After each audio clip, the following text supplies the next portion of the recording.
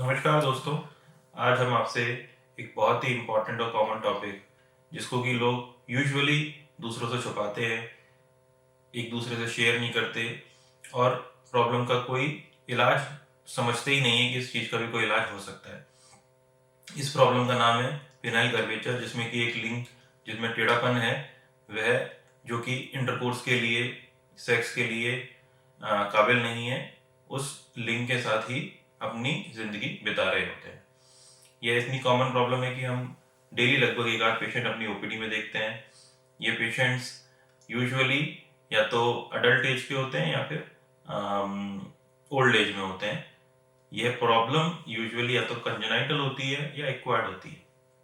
Congenital problem में जो लिंग का टेढ़ापन है वो लगभग जन्म से होता है। इसमें जो कॉर्पोराज होते हैं उनकी डिस्प्रपोर्शनेट ग्रोथ होती है। इस कॉर्पोरा की और कॉर्पोरा कैवर्नोसा और कॉर्पोरा स्पॉन्जोसा की डिस्प्रपोर्शनेट ग्रोथ की वजह से लिंग का टेढ़ापन जो है वो नीचे की तरफ घूम जाता है। अगर दो कॉर्पोरास के बीच में डिस्प्रपोर्शनेट ग्रोथ है तो वो ऊपर की तरफ घूम सकता है, साइडों की तरफ घूम सकता है इस तरीके से, या फिर किसी और दो एंगल्स पे घूम सकता है कि एक साइड राइट भी हो गया है और ऊपर की तरफ भी घूम गया है। कई बार ये डिफॉर्मिटी इतनी ज़्यादा कॉम्प्लेक्स होती है कि वो शुरुआत में तो लेफ्ट राइट साइड घूम रहा था और फिर आगे की तरफ से ऊपर की तरफ घूम गया है। तो ये एक बहुत ही कॉम्प्लेक्स प्रॉब्लम हो जाती है। ये तो हो गया कंजेनाइटल पिनाइल कर्वेचर, जिसको कि डिस्प्रपोर्शनेट ग्रोथ की वजह से सिंस प्यूबर्टी, जब से पेशेंट को इरेक्शन आने लगा है तब से उसको अंदाजा लग जाता है कि मेरे लिंग में कुछ प्रॉब्लम है, उसका टेढ़ापन कहीं ना कहीं मुझे आगे चल के परेशान करेगा। यूजुअली पेशेंट अपनी शादी से पहले इस प्रॉब्लम के लिए हमसे इलाज करवाने के लिए आते हैं और उस वक्त वो डेस्परेट होते हैं क्योंकि उनकी शादी की कोई डेट होती है या फिर कोई प्लान होते हैं कि 6 महीने में या साल भर में हम शादी कर लेंगे। तो इस स्थिति को ये जो टाइम बाउंड ट्रीटमेंट है ये बहुत ही कॉम्प्लेक्स बना देता है। इस प्रॉब्लम में यूजुअली सर्जरी की जाती है, जिसके के लिए हमें एक सर्जिकल पूरा कोर्स की ज़रूरत होती है। पेशेंट को कुछ महीने तक इंटरकोर्स अवॉइड करने के लिए कहते हैं, और अगर किसी की शादी सामने आ रखी है तो फिर उसको बहुत समय से अपना इलाज करा लेना चाहिए, ना कि शादी से कुछ महीने पहले ही, क्योंकि कॉन्फिडेंस गेन करने में भी काफ़ी टाइम लगता है।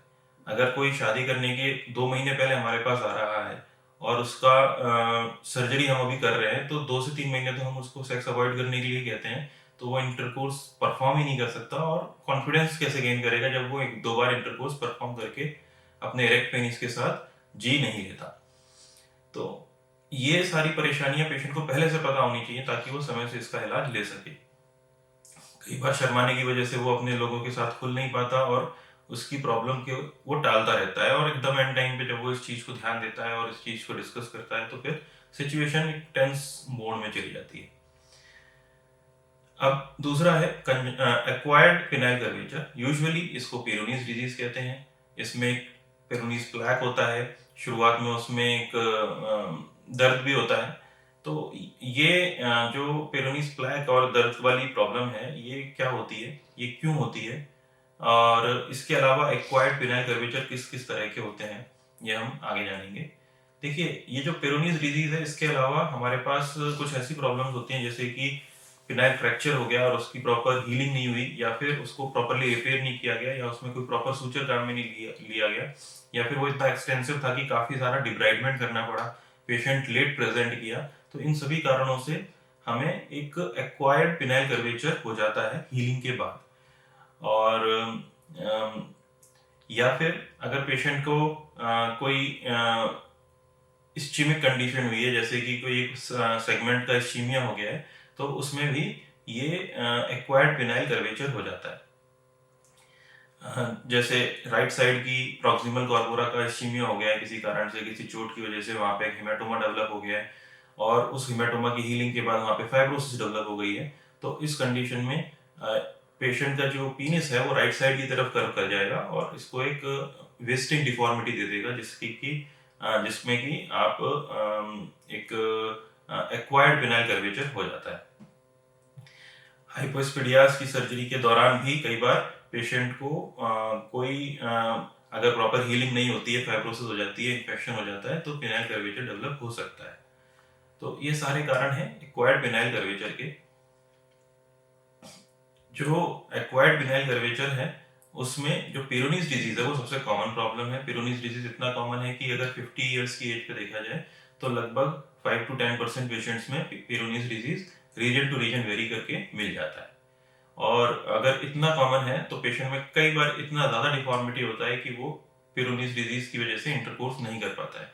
यूजुअली देखा जाए तो अगर पेशेंट का कर्वेचर 30 डिग्री के अंदर अंदर है तो वो किसी तरीके से अपने कर्वेचर को मैनेज करके सेक्स परफॉर्म कर सकता है।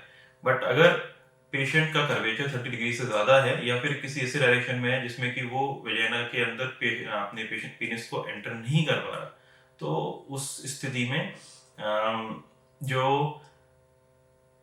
पिनाइल कर्वेचर है वो सेक्स को प्रिवेंट कर देता है। पिनाइल कर्वेचर यानी कि पेरोनीज डिजीज एडल्ट पिनाइल कर्वेचर के कई तरह से ट्रीटमेंट किए जाते हैं, जिसमें कि सबसे पहले मेडिकल ट्रीटमेंट आता है, फिर इंजेक्शन इनटू द प्लैग, जो प्लाग के अंदर इंसिजन्स देने का एक ट्रीटमेंट रहता है, शॉकवेव थेरेपीज रहती हैं, ट्रैक्शन डिवाइसेस रहते हैं, medical management with traction devices रहते हैं।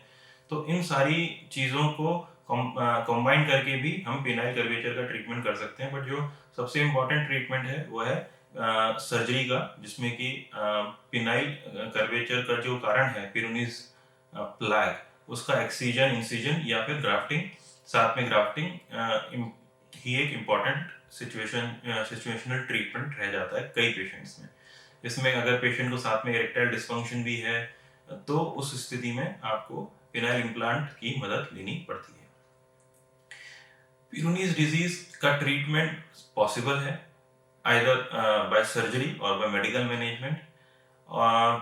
कई केसेस में जिनमें कि कॉम्प्लेक्स प्रॉब्लम होती है, जिसमें इरेक्टाइल डिस्फंक्शन साथ में इन्वॉल्व होते हैं, उसको पिनाइल इम्प्लांट करके ही इम्प्रूव किया जा सकता है। और ये सारी ऑपरेशंस के बाद पेशेंट पूरी तरीके से सेक्सुअली एक्टिव हो सकता है। ऐसा नहीं है कि ये प्रॉब्लम एक लाइलाज प्रॉब्लम है और पेशेंट को इसको अपने अंदर छुपा के रखने की ज़रूरत है।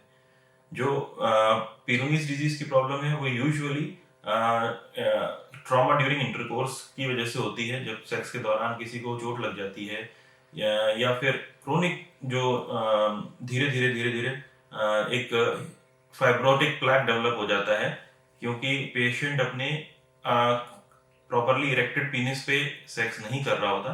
तो उस स्थिति में उस प्रॉब्लम का जो कारण होता है वो होता है कि जो ट्यूनिका एल्बुजिनिया उसकी कवरिंग होती है पीनिस की, वो दो लेयर्स आपस में एक दूसरे के ऊपर सेपरेटली मूव करने लग जाती हैं और वहाँ पे एक हेमाटोमा कलेक्ट हो जाता है। हेमाटोमा कलेक्ट होने की वजह से वहाँ पे फाइब्रोसिस हो जाता है और फाइब्रोसिस की वजह से एक प्लैक बन जाता है। जिस भी लेवल पे प्लैक बनता है उसी डायरेक्शन में पीनिस घूम जाता है। यूजुअली ये डॉर्सली घूमता है और डॉर्सली घूमने की वजह से ये पीनिस ऊपर की तरफ बेंड कर जाता है। जब पेशेंट का पीनिस ऊपर की तरफ बेंड कर जाता है तो इसमें जो वेजाइनल एंट्री है शुरुआत में तो 30 डिग्री तक तो पॉसिबल हो पाती है, उसके बाद वो पॉसिबल नहीं हो पाती। तो दोस्तों आज हमने जाना कि पेरोनीज डिजीज और पिनाइल कर्वेचर आपके लिए कितनी बड़ी समस्या बन सकते हैं अगर आप उसको समझें नहीं और उसको छुपा के रखें। तो मैं आशा करता हूं कि अगर आपकी फैमिली या फ्रेंड्स में किसी को ऐसी प्रॉब्लम है तो आप जरूर इस वीडियो को उससे शेयर करेंगे और उसकी प्रॉपर ट्रीटमेंट के लिए उसको सही जगह पे दिखाएंगे। इस प्रॉब्लम का जो मैनेजमेंट है वो बहुत ही स्ट्रेट फॉरवर्ड है और स्पेशलिस्ट डॉक्टर को ही दिखाने से इसका आपको बेनिफिट पूरी तरीके से मिल पाएगा। मैं डॉक्टर चिराग गुप्ता अब आपसे विदा लेता हूँ और आशा करता हूँ कि आप मेरे को अगर ये वीडियो समझ में आया है और इससे बेनिफिट हुआ है तो आप इसको जरूर लाइक करेंगे और शेयर करेंगे। धन्यवाद।